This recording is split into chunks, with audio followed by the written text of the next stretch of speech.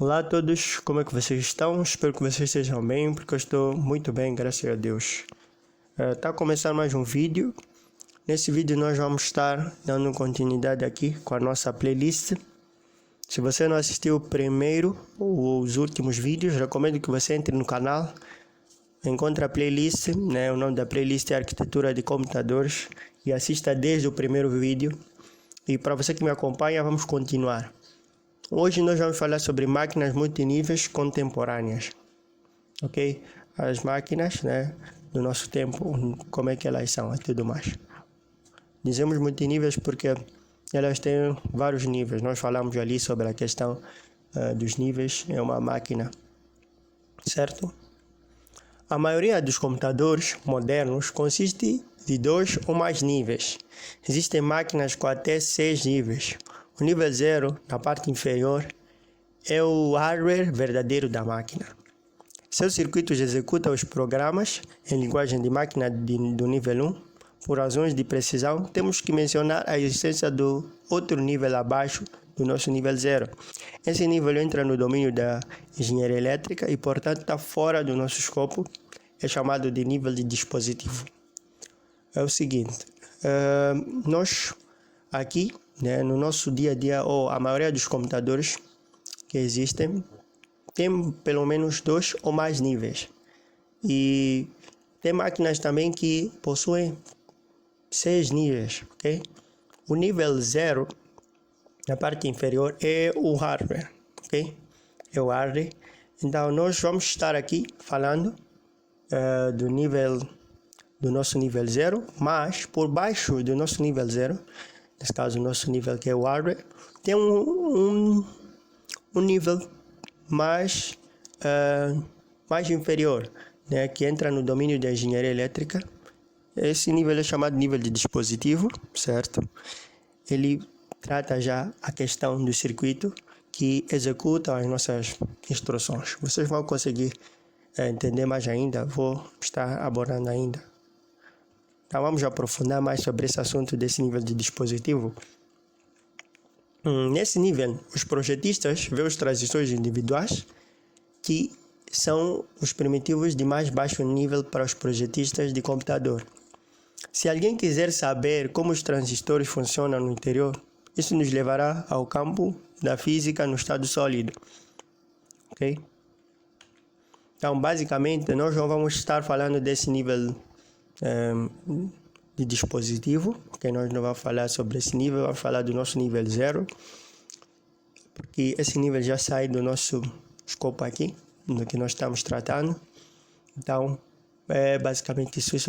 Esse nível trata mais sobre a questão dos transistores que estão funcionando no nosso circuito. Ok, então, basicamente tenho aqui essa imagem, eu extraí lá do livro de Tannenbaum.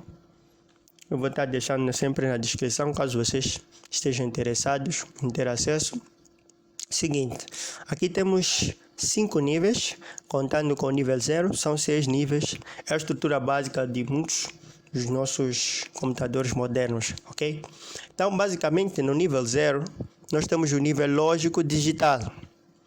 Nesse nível vão estar lá os nossos registradores. Vocês vão entender mais ainda, eu vou falar dele.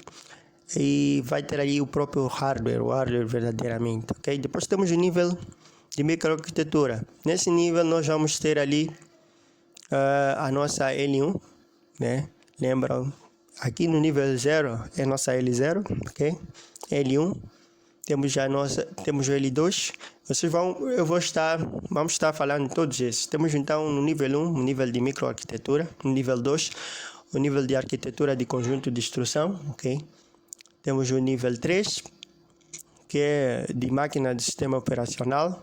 Temos o nível de linguagem assembly, que é o nível 4, e o nível 5, linguagem orientada ao problema, que é uma linguagem que normalmente os programadores, né, estão mais familiarizados, que é mais orientada para nós, seres humanos, ok? Então, basicamente, nós vamos falar de todos esses níveis. Vamos começar do nível lógico digital, certo? No nível mais baixo, o nível lógico digital, Os objetos interessantes são chamados de portas ou gates. Okay? Nós vamos falar desses objetos que estão lá no nível lógico digital, que são os nossos gates, as nossas portas. Okay? Memórias montadas a partir de componentes analógicos, como transistores, podem ser modelados com precisão com dispositivos digitais. Cada porta tem uma ou mais entradas digitais, que é representado pelo sinal de 0 e 1, e calcula como saída alguma função simples dessas entradas, como a AND e o OR, ok? Cada porta é composta de, no máximo, alguns transistores, certo? Então, nesse nível lógico digital, nós teremos portas. Essas portas têm uma ou mais entradas digitais, que vão representar aqui por zeros e uns, os nossos sinais, zeros e uns. Elas são montadas a partir de transistores, então vão representar isso. Elas podem calcular funções simples, como AND e OR. Nós vamos falar agora sobre essas duas funções. Tem outras funções, nós vamos falar sobre elas, vamos aprofundar. Aqui é só uma visão geral. O que eu quero que vocês guardem é que ele vai poder calcular algumas funções simples, e as funções são essas AND e OR. Ainda vamos falar sobre elas. Então, cada porta, é composta no máximo de alguns transistores, ok? Cada porta. E elas vão representar um sinal de 0 e 1, certo? Um pequeno número de portas pode ser combinada para formar uma memória de 1 bit, que consegue armazenar um 0 e ou 1, ok? Então, a combinação de um número de portas pode formar uma memória de 1 bit e vai poder armazenar ou 0 ou 1, ok? Um deles, ok? Então, o bit vai poder armazenar um 0 e 1. As memórias de 1 bit podem ser combinadas em grupos de 16, 32 para formar registradores. Então, nós vamos ter aí, as nossas portas, que uma porta é formada por alguns transistores, e um número pequeno de portas é combinado e forma um bit. Agora, esses bits vão poder armazenar 0 e 1. Então, a combinação de um grupo, por exemplo, de 16 bits, de 32 ou 62, vai formar um registrador, ok? Cada registrador pode manter um único número binário até algum máximo, ok? As portas também podem ser combinadas para formar o próprio mecanismo de computação principal. Examinaremos as portas e o nível lógico digital com mais detalhes no capítulo 3. Okay? Então, isso é uma visão panorâmica sobre em que consiste o nível lógico digital, mas o que vocês podem ter agora a priori é isso, a definição de um bit, que é um conjunto pequeno com um número pequeno de portas, um registrador e um grupo de bits, ok? E cada registrador pode manter um único número binário. E as portas podem ser também combinadas para formar um mecanismo de digital. Aliás, um mecanismo de computação principal, ok? Então, nós vamos estar examinando mais o nível lógico digital, com mais detalhes, no capítulo 3. Então, aguardem aí. Aqui é só uma introdução para vocês já terem a noção em que consiste o nível lógico digital. Agora vamos falar do nível 1, que é o nível de microarquitetura. Este nível é o próximo nível acima. Nele, vemos, em geral, uma coleção de 8 a 32 registradores, que formam uma memória local, e um circuito chamado ULA, Unidade Lógica Aritmética, que em inglês é Arithmetic Logic Unit, que é capaz de realizar operações aritméticas simples. Então, basicamente, neste nível, nós vamos ter aqui uma coleção de 8 a 32 registradores. Nós já vimos o que é um registrador, ok? Vimos que um registrador é um conjunto ou um grupo de 16, 32 ou 64 bits, ok?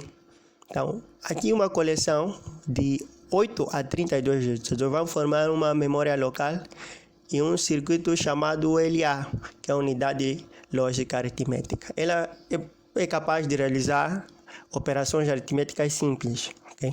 A partir dela.